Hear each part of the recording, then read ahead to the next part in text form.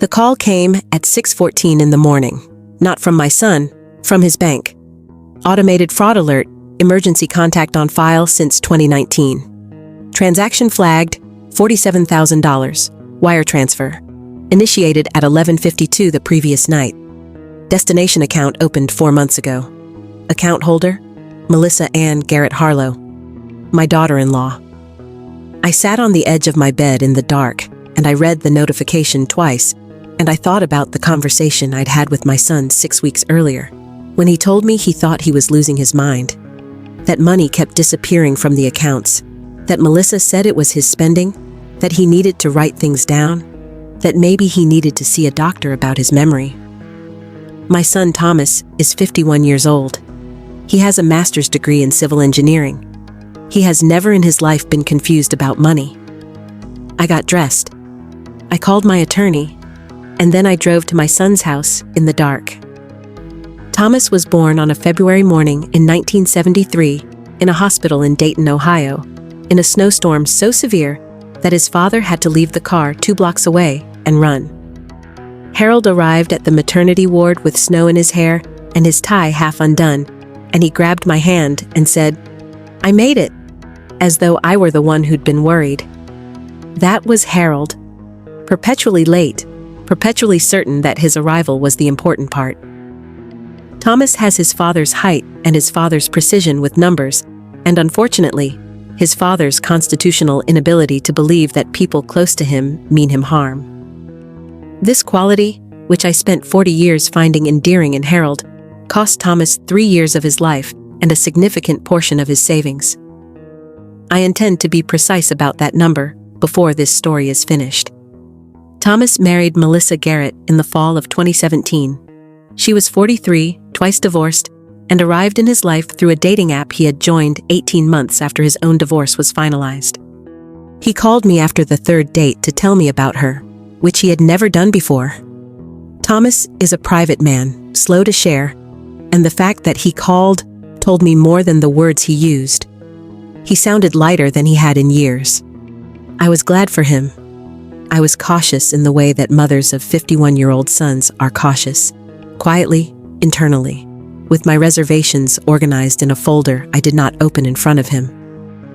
I met Melissa 4 times before the wedding. She was attractive, well-dressed, and had a particular gift for saying the right thing in the right tone. The kind of warmth that is applied rather than felt. I noticed that she asked questions about Thomas's finances in a way that could be explained as practical interest, and possibly was. I noticed that she had opinions about his apartment, his car, his social commitments. I noticed that after their engagement, Thomas began calling me less frequently, which she would later describe, when I finally confronted it, as him growing into his own life, a phrase that sounded reasonable and was not. I kept my folder. I wrote things down. I pressed things flat with the back of my hand, as my mother taught me, and I waited. The first sign I chose not to fully confront arrived in the spring of 2021. Thomas called on a Sunday. He always called on Sundays, without fail, since Harold died. And the call was shorter than usual, and his voice had a quality I recognized from his adolescence. The voice of someone managing something he hasn't yet decided to tell you. He said everything was fine. He asked about my garden. He said he and Melissa were busy with some financial reorganization. I asked, with the calibrated casualness of a woman who has been asking careful questions for 51 years, what kind of reorganization? He said Melissa had some ideas about consolidating the accounts. It was easier to manage from one place. She had a system. It was fine. I said that sounded sensible. After I hung up, I sat at the kitchen table for a long time. I thought about Harold's voice on the phone in the year before he died, which had that same quality of managed distance, the sound of a person carrying something alone. I thought, I did not ask enough questions that year. I thought, I am not going to make that mistake twice. I called Thomas back and asked if I could be listed as an emergency contact on his primary bank account. He laughed. "Mom, why?" "Because I'm your emergency contact everywhere else," I said. "And because I'm 68 years old and I'd like to feel useful." He was quiet for a moment. Then he said, "Sure, Mom. Of course." He added me the following week. I noted the date. Over the next 18 months, I paid attention the way I had learned to pay attention. Without announcing it, without confrontation, with the patience of a woman who raised a child alone after 58, and who knows that most important things reveal themselves if you are willing to wait for them. The changes in Thomas happened slowly, and then with gathering speed. He stopped mentioning dinners with his college friends, then stopped mentioning them at all. When I asked about Michael Ostrowski, his closest friend since graduate school, Thomas said they had grown apart. Different priorities. In a voice that was careful in the specific way that voices are careful when someone else has scripted them. At Thanksgiving 2021, Thomas arrived without the smoked turkey he had brought every year since Harold died, a tradition he had started himself without being asked, the first November after his father was gone. When I mentioned it, Melissa said quickly that Thomas had been too tired to manage it this year, that they'd simplified the holidays, that I should understand. Thomas looked at the table. That was the first time I felt the cold thing in my chest. Not worry, not exactly, but a specific quality of recognition. I had felt it once before, in the year Harold started coming home late and explaining nothing, and I had talked myself out of it then, and I had been wrong to do so, and I was not going to be wrong again. In January of 2022, I called Diane, my college friend, who spent 20 years doing forensic accounting in family law cases, and who answers the phone in any weather. I described what I was observing. She listened without interrupting. When I finished, she said, "Financial isolation is usually step 2. What was step 1? "Social isolation," I said. "How long ago?" "I'd say it started within the first year of the marriage." "All right," Diane said. "Here's what I want you to do." I did what Diane told me to do, which was to observe and document without ever doing anything that could be characterized as interference. I noted dates of phone calls and their length. I kept the texts Thomas sent me in a folder on my phone. I have 342 of them now, spanning 4 years, and if you read them in sequence, you can watch a man's voice gradually narrow, the way a river narrows when someone upstream has begun diverting water. In March of 2022, Thomas told me, with rehearsed ease, that he and Melissa were going to consolidate their finances completely. Joint accounts for everything, a shared investment platform, a family trust for tax efficiency. He said Melissa had done a lot of research. He said it made sense. I asked if he had spoken with a financial advisor independently. He said Melissa had a guy she trusted. I asked if he wanted me to recommend someone. He said he was fine. I wrote it down. I called Diane. In September of 2022, I drove past Thomas's house on a Saturday morning. He lived 20 minutes from me. I was returning from the farmer's market and his street was not out of my way. His car was in the driveway. Melissa's was gone. I parked and knocked on the door on an impulse I am not ashamed of. Thomas answered in work clothes at 9 in the morning, which was unusual. He is methodical about his weekends, has been since he was a teenager. Saturday mornings are for coffee and the newspaper, and the specific structured rest of an orderly person. He looked tired in a way that was not about sleep. We sat at his kitchen table. I did not ask leading questions. I made coffee from the bag I found in the cabinet, the good kind he's always bought, and I asked about work, and he talked about work, and we sat together the way we have sat together in kitchens my whole adult life. And at some point, without me prompting it, he said, "Mom, do you ever feel like your memory is going? Like you know something happened one way, and then someone tells you it happened another way, and you can't locate the original?" I set my mug down. "What specifically?" I said. He told me about a check, a $3,200 check he remembered writing to his contractor in August for the deck renovation, a check he had personally written at the kitchen table, had put in an envelope, had given to Melissa to mail.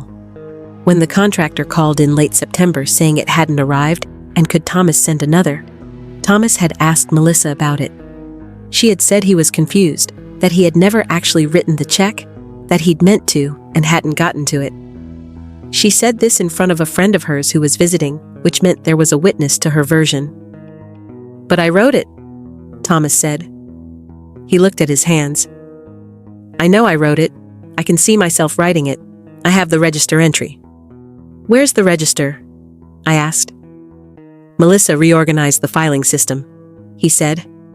Last spring, for the new account structure. He paused. She says I wrote the entry wrong, that I misrecorded a different check. I held my coffee mug in both hands, and I did not say what I was thinking. Instead, I said, Do you have the contractor's contact information? He gave it to me. I wrote it in my notebook. I said nothing else about it. In my car, I called Diane. I said, I think it's active. She said, Get Patricia Wold's number, now. Patricia Wold has practiced family law in this city for 27 years and has the kind of office that is organized to an intimidating degree. Every surface clear, every file precisely placed. A woman whose external environment communicates that no detail has ever escaped her. She met with me in October 2022 and listened to everything I had documented over 18 months without once glancing at her phone. When I finished, she was quiet for approximately 4 seconds. Is your son willing to pursue this? She asked. Not yet, I said. He doesn't fully understand it yet. But you do. Yes, I said. Then we build the case in a way that, when he's ready, is already complete. She paused. That's going to take time. I have time, I said. She opened a file folder on her desk and picked up her pen. Let's start with what you can access without his involvement. What I could access without Thomas's involvement turned out to be more than Melissa had accounted for. I was still on the emergency contact list for his primary account. She had not thought to remove me. That account received bi-weekly direct deposits from his employer and had been opened in his name only before the marriage. Melissa had added herself to it in 2020 as a joint holder, but the emergency contact had not changed. Patricia confirmed with the bank that my designation was valid and active.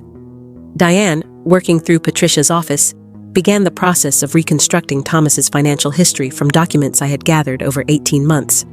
Tax returns he had shared with me in previous years, statements I had photographed during a visit, the contractor's account of the missing check. The contractor, a man named Dave Prewitt, who had built decks in our neighborhood for 20 years, remembered the check conversation clearly and was willing to make a written statement. He also remembered that the second check, the replacement Thomas had sent, had cleared, which meant if the first check had also cleared somewhere, it would show up in a complete account history. Patricia retained a forensic CPA named Gerald Okafor, the same Gerald who had worked with another client of hers on a similar case, and whose manner, I would learn when I met him, could best be described as surgically precise. Gerald requested through Patricia's office the full account history on Thomas's primary account, going back to the month Melissa had added herself as a joint holder. He also requested documentation on the family trust, which had been established with an attorney Melissa had chosen, and on the investment platform that had replaced Thomas's individual accounts. What Gerald found, over 8 weeks of documented review, was as follows. The first contractor check had cleared. Into the new account, the destination account opened 4 months ago, the one in Melissa's name only. 37 transactions over 32 months. Total, $214,000. Wire transfers, check diversions, ACH pulls initiated from the joint account and redirected. Each individual transaction small enough or timed carefully enough around legitimate expenditures to be explained as error or oversight in isolation. Together, assembled by Gerald Okafor in a 17-page report with color-coded timeline, they were a pattern that had one name. The fraud alert on November 8th, the $47,000 wire, the largest single transaction, had been the acceleration phase. Gerald recognized it immediately. She was moving toward an exit, he told Patricia. These final large transfers are typical when someone is planning to close the destination account and disappear with the balance. I thought about Thomas at his kitchen table, telling me his memory was going. I thought about Melissa saying it in front of a witness, building a record. I thought about the word confused. My hands were perfectly, absolutely steady. I want to tell you about the night before. Not because it was dramatic. It wasn't. But because it was the most important night of the last 3 years, and I want to describe it accurately. It was a Thursday. Patricia had called that afternoon to confirm the meeting for Friday morning. She had reached out to Thomas's bank that morning, through the emergency contact protocol, and through a separate channel Gerald had established, to ensure the destination account was flagged before any further withdrawals could clear. She had been in contact with the county's financial crimes unit, which had been interested in Gerald's report for reasons that were their own, and which added a dimension to Friday's meeting that Melissa would not be anticipating. I drove to Thomas's house at 6 o'clock, and I parked in his driveway, and I knocked on the door, and when he answered, in work clothes again, that exhausted look that had been sitting on his face for 3 years, I said, "I need to talk to you. Can we sit down?" We sat at his kitchen table. Melissa was not there. Patricia had timed the meeting carefully, and I had observed Melissa's Thursday evening schedule for long enough to know she attended a yoga class from 6 to 7:30 and stopped for groceries on the way home. We had 90 minutes. I put Gerald's report on the table. I put the timeline. I put the contractor's statement and Dave Prewitt's accounting of the check. I put the bank records. I put the document showing the destination account and its 37 transactions. Thomas looked at the papers for a long time without speaking. I watched his face the way I have watched his face for 51 years, in the delivery room, at Harold's funeral, at his own wedding, which I now understand was an occasion for one kind of grief, even if I didn't know it at the time. I watched him read the 17-page report with the precision of a civil engineer reading a structural assessment, and I watched the information reorganize itself inside him, and I watched him arrive at the place I had been sitting for 8 months. He put his hands flat on the table. He didn't look up for a long time. "How long have you known?" he said. "I've been building the documentation for 8 months," I said. "I've been watching for 3 years." He was quiet. "I didn't come to you earlier because I needed it to be complete," I said. "If it wasn't complete, she would explain it away. You know she would." He looked up. His eyes were bright in the specific way that has nothing to do with crying, and everything to do with a man who has been told his instincts were right, after a long time of being told they were wrong. "I wrote that check," he said. "I wrote it." "I know," I said. "Dave Prewitt knows, Gerald Okafor knows, and now Patricia Wold knows. Tomorrow morning, Melissa is going to find out that everyone knows." He looked at me across the kitchen table, the same table I had sat at in September 2 years ago, drinking his good coffee. And I saw something happen in his expression that I cannot describe precisely, except to say that it was the look of a man who has been carrying something alone for a very long time and has just been told he no longer has to. He put his face in his hands for about 30 seconds. I put my hand on his arm and I left it there. Then he lifted his head. He looked at the report. He said, "Tell me what happens tomorrow." I told him everything Patricia had prepared. I told him about the financial crimes unit. I told him about the bank flag on the destination account. I told him that Melissa would arrive at a meeting tomorrow, expecting to discuss what she would describe as a misunderstanding about account management, and would instead find herself in a room with Patricia Wold, Gerald Okafor, a representative from the bank's fraud division, and her own attorney, whom she had already retained without telling Thomas, a detail Patricia's office had uncovered 3 weeks ago. I told him that the 17-page report was being filed with the county by 9 o'clock the following morning. Thomas listened to all of it. When I finished, he was quiet for a moment. "Mom?" he said. "Yes." "She told me you were jealous of her, that you were trying to come between us." He paused. "She said it so many times that I started to re-examine everything you did, every phone call, every visit. She reframed all of it." He stopped. "I'm sorry. I thought about 3 years of shorter phone calls. The Thanksgiving without the smoked turkey. His face in September, telling me his memory was going. You don't need to apologize to me," I said. "You need to let Patricia do her work tomorrow, that's all." He nodded. He picked up the report and looked at it again. $214,000, he said quietly, not in anger, in the voice of an engineer confronting a measurement he had not made but now cannot dispute. "And counting," I said. "If we hadn't flagged the destination account last night." He set the report down. He exhaled. "Okay," he said. We sat together until Melissa's headlights swept across the kitchen window at 7:45. Thomas had called his own attorney by then. Patricia had been briefed. The report had been sent. Everything was in position. When the front door opened, I was already standing to leave. Melissa came in with grocery bags and saw me, and her expression did what I had been watching it do for 6 years, the applied warmth arriving precisely on time, a fraction of a second after the calculation. "Ellen," she said, "this is a surprise." "I was just leaving," I said. I picked up my purse. I looked at her for a long moment, at the warmth she had deployed in my direction 6 years ago and 67 times since. The warmth I had never trusted and had spent 3 years being glad I hadn't trusted. I did not feel satisfaction. I felt the clean, simple correctness of a number that has been verified. "Good night, Melissa," I said, and I walked past her and out the door and got in my car and drove home through the dark and slept 8 hours straight, the best sleep I'd had in 3 years. The meeting was at 9 o'clock the following morning in a conference room at Patricia's office. Not dramatic, not theatrical, just functional, a long table, several chairs. Patricia, calm and organized, with Gerald's report tabbed and marked.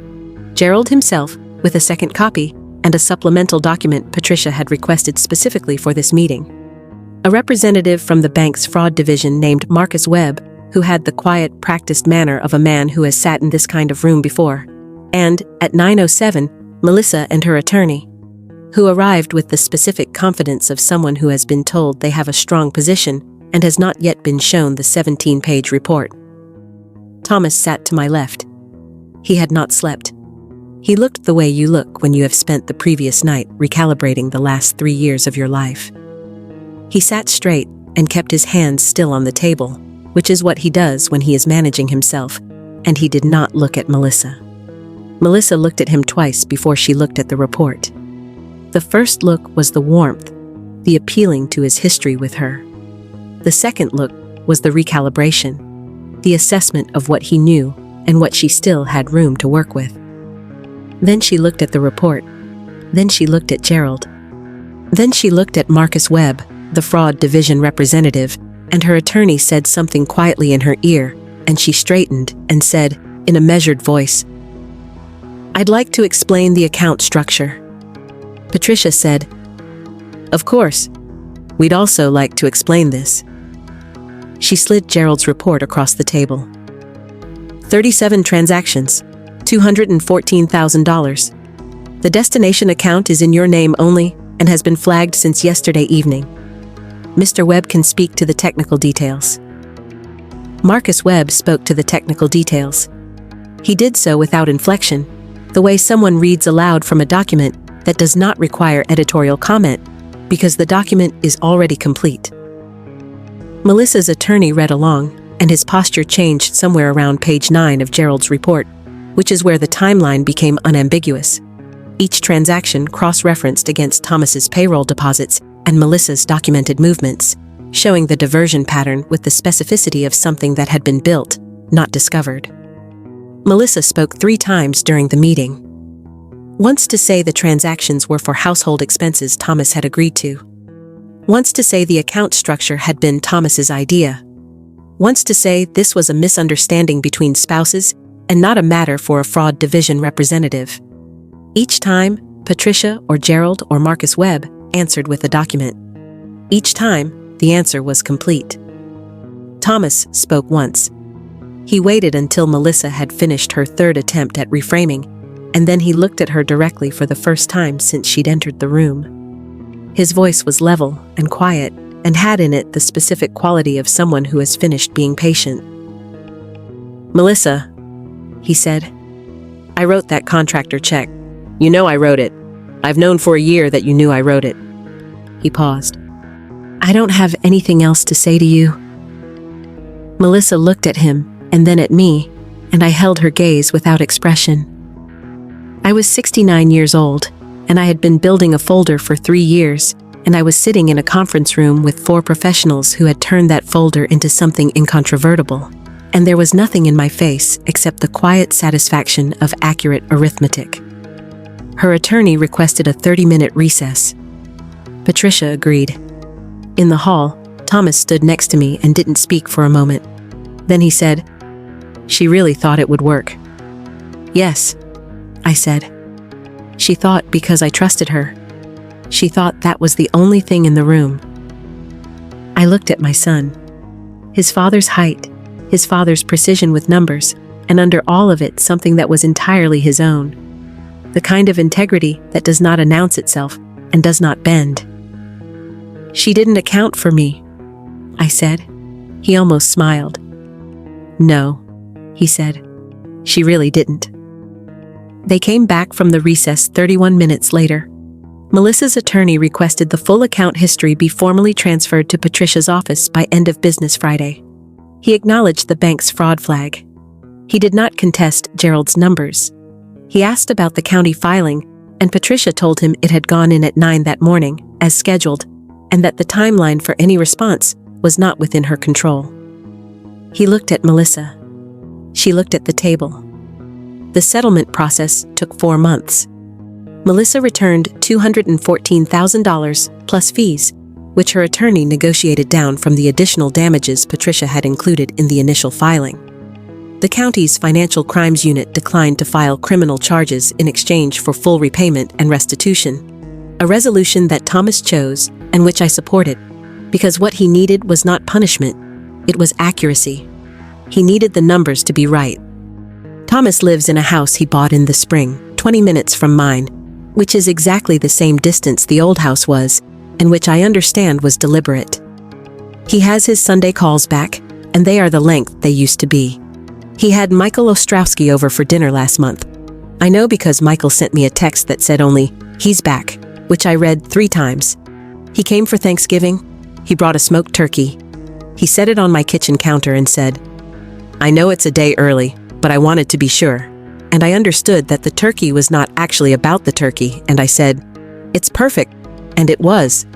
The contractor, Dave Prewitt, sent me a Christmas card.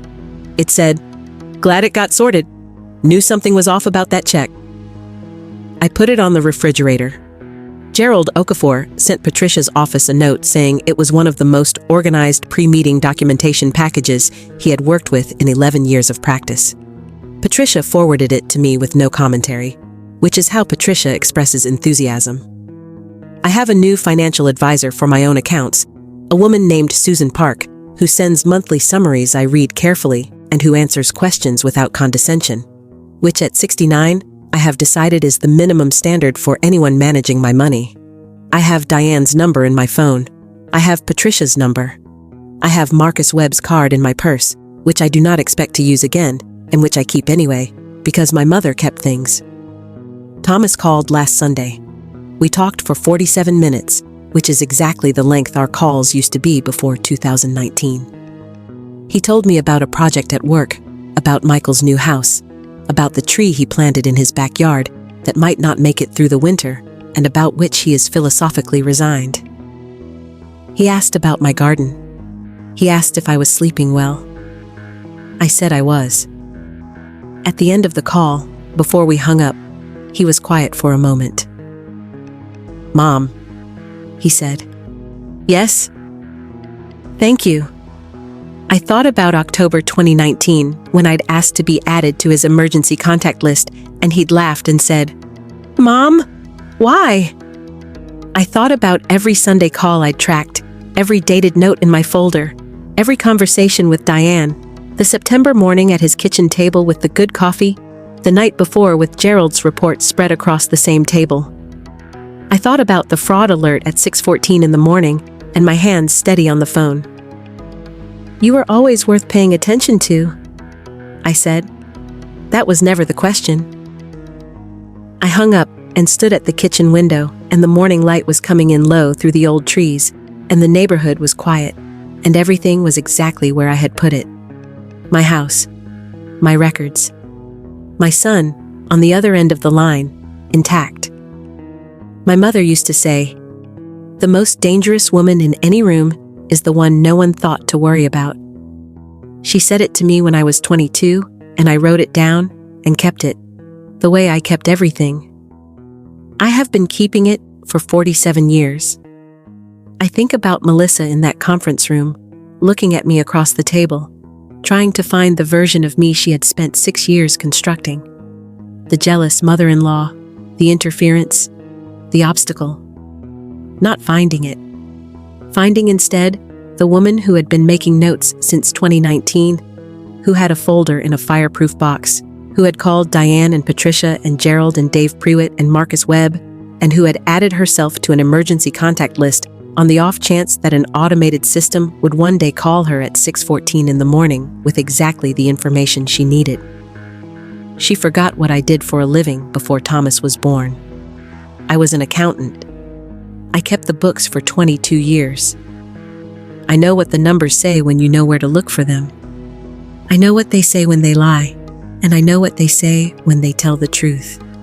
I know the difference between a number that is approximate and a number that is exact. $214,712, 37 transactions, 32 months, 1 meeting, 1 report, every number accounted for.